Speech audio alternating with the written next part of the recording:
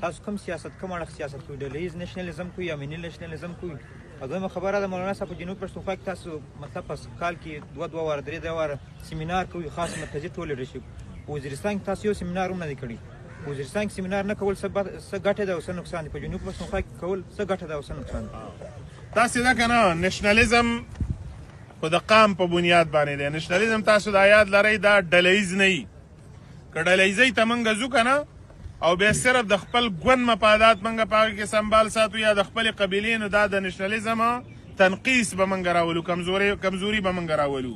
نو نېشنلزم دا د ټول ملت په بنیاد دی دا د ملت پالنې په بنیاد باندې دی او ما د هغې لپاره مثال درکړو چې عوامي نشل پارټي په منشور کې د قام مسله په ځای کړې ده